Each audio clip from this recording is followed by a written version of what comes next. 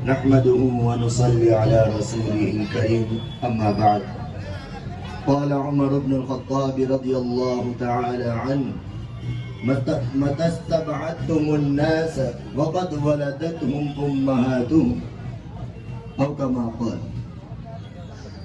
मेरे मुअज़्ज़ज़ स्टेज पर जलवा अफरोज साथियों और अपने कीमती वक्त को निकाल कर सुनने के लिए आने वाले मेरे दूसरे देशवासियों, आज 15 अगस्त 2023 है। इसी 15 अगस्त 1947 तकरीबन आज से 76 साल पहले हमारा देश आज़ाद हुआ। देश तो आज़ाद हो गया, लेकिन अभी तक हमें यह पता नहीं चला कि आज़ादी का मतलब क्या है। What is definition of freedom. तो हमें आज़ादी का मतलब समझना होगा। पहले जब देश आज़ाद हुआ और कॉन्स्टिट्यूशन यानी दस्तूर और बंधारण का निर्माण हो रहा था, उस वक्त बाबा साहेब आम्बेडकर की मातहती में उनके हाथ के नीचे एक टीम बनाई गई और उनके साथ हमारे मुस्लिम नेता भी थे। उन्होंने जब दस्तूर को बनाया उस वक्त उन्होंने लिखा था freedom of expression, freedom of religion और बहुत सारी फ्रीडम्स दी थी कि बात करने में आज़ादी, मजहब को इख्तियार करने में आज़ादी, मजहब की प्रैक्टिस में आज़ादी यानी मजहबी अमाल करने में पूरी आज़ादी मिलेगी। यानी नमाज पढ़ना कोई जुर्म नहीं, इसी तरीके से हिजाब पहनना, पर्दा करना ये कोई जुर्म नहीं। ये सारी चीजें हमारे कॉन्स्टिट्यूशन में आज तक लिखी हुई है, लेकिन क्या प्रैक्टिकल हमें नजर आ रहा है?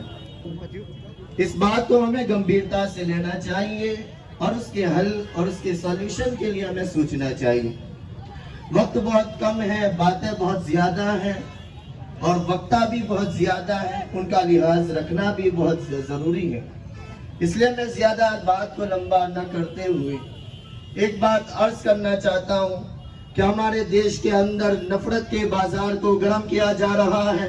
हमारे देश को नफरत की आग में जलाने की कोशिश की जा रही है। हमें जरूरत है इस बात की कि हम हमारे भारत देश की जो खुसूसियत है, एकता में अनेकता, उसको बाकी रखें। और आज के इस पावन अवसर पर हमने इसी बात की कोशिश की है कि एक स्टेज पर हमारे रिलीजियस स्कॉलर्स, इस्लामिक स्कॉलर्स भी हैं, उसके साथ ही हमारे सिख, ईसाई और दूसरे कम्युनिटी के लोग भी यहाँ पर जलवा अफरोज हैं।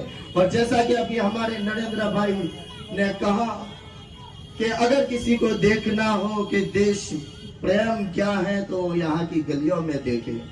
देश प्रेम को देखने के लिए हमारी गलियों में भी आना जरूरी है।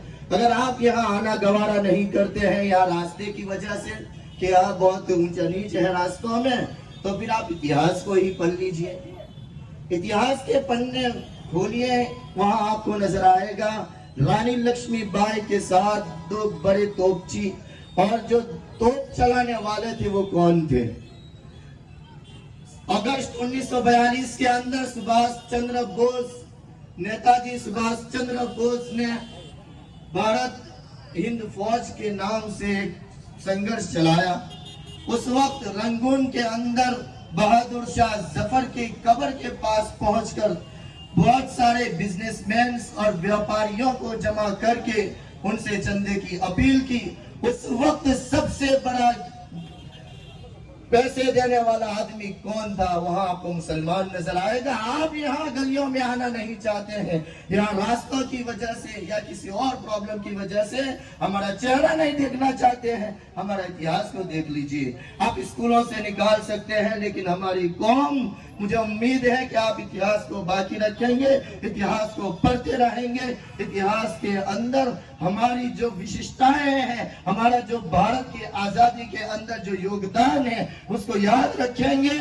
इसके साथ आज तक हम देश के नाम पर हम जहां भी कोई संकट आ जाए, चाहे कोरोना हो या कोई भी संकट हो, कोई भी मुसीबत हो, सबसे आगे मुसलमान को नजर देखेंगे, सबसे पहले मुसलमान ही सहाय सपोर्ट के लिए आता है।